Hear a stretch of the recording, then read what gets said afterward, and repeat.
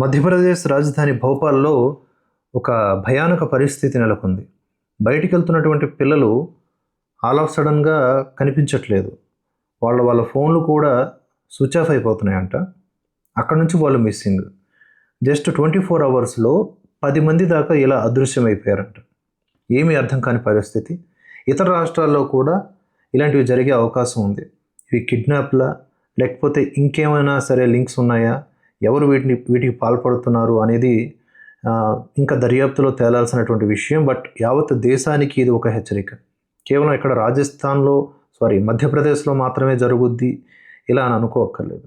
ఈ మిస్సింగ్ కేసులు లేకపోతే అదృశ్యం అవడాలు మన దేశంలో ఎప్పటికీ కనిపిస్తూ ఉన్నటువంటి సహజమైన వార్తలుగా మారిపోయినప్పటికీ ఇది ఇంకా ఎక్కువ భయాన్ని పెంచుతోంది.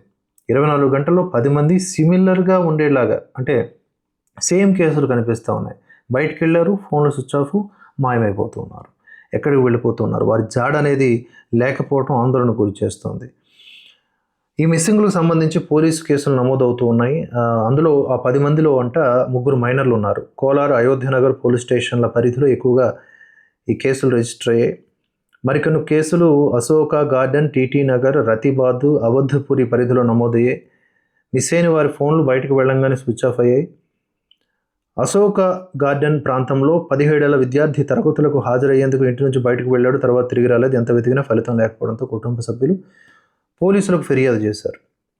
అయోధ్యనగర్ నుంచి 19 నుంచి 24 ఏళ్ల మధ్య వయస్సున్న 3 మిస్ అయ్యారు. కోలార్లో 20 ఏళ్ల యువకుడు, 40-45 ఏళ్ల 2 వ్యక్తులు కూడా కనిపించకుండా పోయారు. సో ఇందులో వయస్సు చిన్నపిల్లలు ఉన్నారు, ఆడపిల్లలు ఉన్నారు, మగవాళ్ళు ఉన్నారు, పెద్దవాళ్ళు ఉన్నారు.